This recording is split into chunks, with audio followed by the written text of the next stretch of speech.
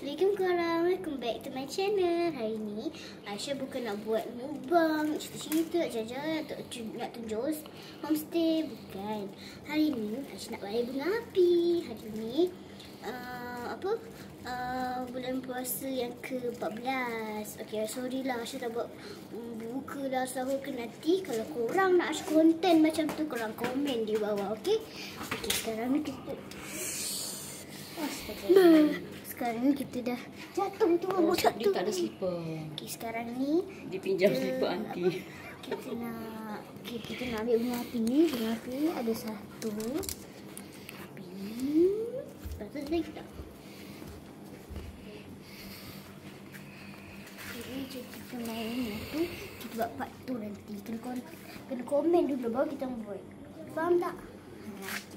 Sekarang dah pukul 11 malam dah.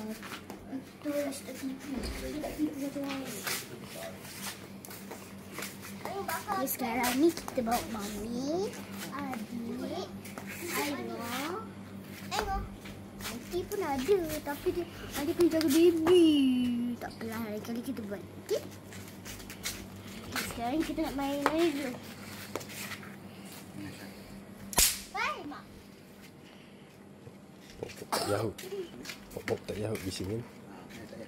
Sebab dah pukul 12, dekat pukul 12 lah.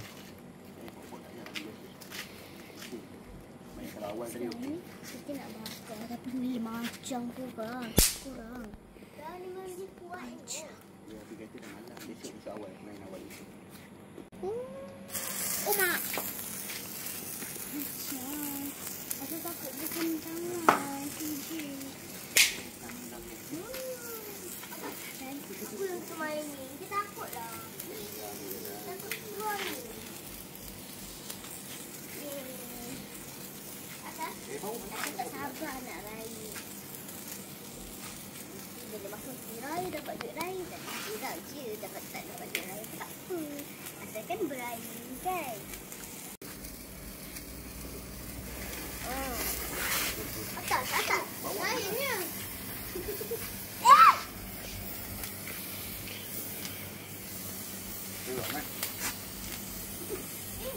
Allah. Dia kecil ke tengok?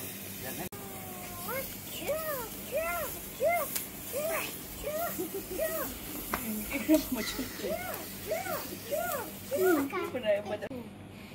Kau satu kali tak punya.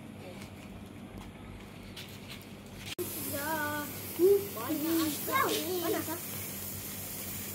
Ini je. Itulah jangan. Jangan ingat dia sakit. Takut. Mak. Macam aiskrim lah panjang dia. Kakak nak. Yang putih. Nak. Ambil.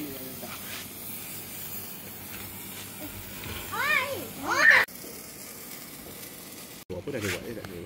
Korang punya ni.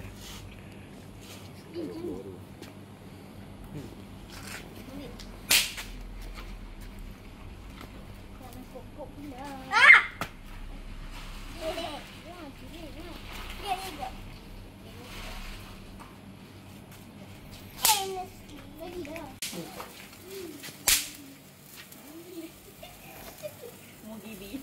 Wah! Ke channel saya. Ya.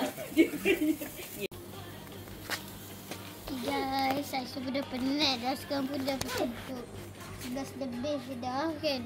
So Aisyah pergi nanti nak mandi. Perlu. Taklah. Buanglah bawah. Lepas tu nanti Aisyah akan mandi semualah. Dah lepas mandi tu Aisyah tidur lah. Lepas tu nanti yang ni part 1. Ada part 2. Esok kalau Aisyah free, Aisyah akan buat baru nak. Okay. Jangan lupa like, komen, share dan subscribe. Kalau korang nak part 2, korang kena komen kat bawah. Tapi jangan lupa subscribe tau. Okay, bye-bye. Assalamualaikum. Terima kasih sebab tengok. Bye.